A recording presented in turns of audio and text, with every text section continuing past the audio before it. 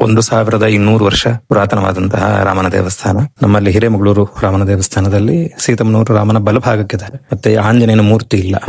ದಾರಿಯಲ್ಲಿ ಬಂದು ಪರಶುರಾಮರು ರಾಮನನ್ನ ಪ್ರಾರ್ಥಿಸ್ತಾರೆ, ನಿನ್ನ ವಿವಾಹ ಮುಹೂರ್ತವನ್ನು ನೋಡಕ್ಕಾಗಿಲ್ಲ, ನನಗೆ ಆ ದರ್ಶನವನ್ನು ಅನುಗ್ರಹಿಸು.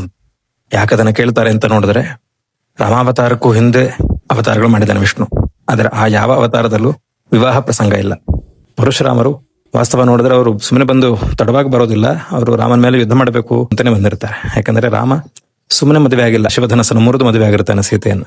ಇದನ್ನ ಕೇಳಿಸ್ಕೊಂಡ ಪರಶುರಾಮರಿಗೆ ಈ ಹುಡುಗ ಶಕ್ತಿಯನ್ನು ದುರುಪಯೋಗಿಸ್ತಾ ಇದ್ದಾನೆ, ನಾಳೆ ಇವನಿಗೆ ಅಧಿಕಾರ ಸಿಕ್ಕಿದ್ರೆ ಅಧಿಕಾರವನ್ನು ದುರುಪಯೋಗಿಸಿಯಾನು, ಒಂದು ಯುದ್ಧ ಮಾಡಿ ಸೋತು ಹೋಗ್ತಾರೆ. ಪರಶುರಾಮರಿಗೆ ರಾಮ ವಿಷ್ಣು ಅಂತ ಗೊತ್ತಾಗುತ್ತೆ. ಮದುವೆ ಮುಹೂರ್ತವನ್ನು ನೋಡಿಲ್ಲ, ನನಗೆ ಆ ದರ್ಶನ ಕೊಡಿ ಅಂತ ಕೇಳ್ತಾರೆ. ಅದಕ್ಕೆ ರಾಮನ್ ತಕ್ಷಣ ಸೀತೆಯನ್ನು ಬಲಭಾಗಕ್ಕೆ ನಿಲ್ಲಿಸಿಕೊಂಡು ವಿವಾಹ ಮುಹೂರ್ತಕ್ಕೆ ಮಿಥಿಲಾಪುರಕ್ಕೆ ಪರಶುರಾಮರು ಹೋಗಿದ್ದಿದ್ರೆ ಹೇಗೆ ನೋಡಿರ್ತಿದ್ರು ಆ ದರ್ಶನವನ್ನ ಪರಶುರಾಮರಿಗೆ ಅನುಗ್ರಹ ಮಾಡಿದ್ದಾರೆ.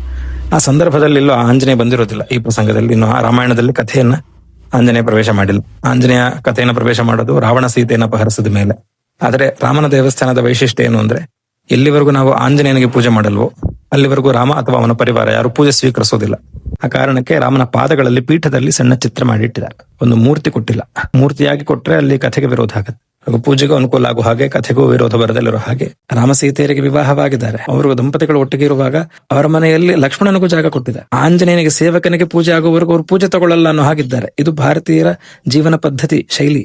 ಭಾರತ ದೇಶದ ಅತ್ಯಂತ ಪ್ರಾಚೀನ ರಾಮನ ದೇವಸ್ಥಾನ, ಭಾರತಕ್ಕೆ ವಿಶೇಷವಾದಂತಹ ಕನ್ನಡ ಪೂಜಾ ಪದ್ಧತಿ, ಇದೆಲ್ಲವೂ ಸೇರ್ಕೊಂಡು ವಿಶೇಷ. ನಿರ್ಮಾಣ ಮಾಡಿದವರು ಚೋಳರು, ಅವರ ಕಾಲಕ್ಕೆ ದೇವಸ್ಥಾನದ ನಿರ್ಮಾಣ.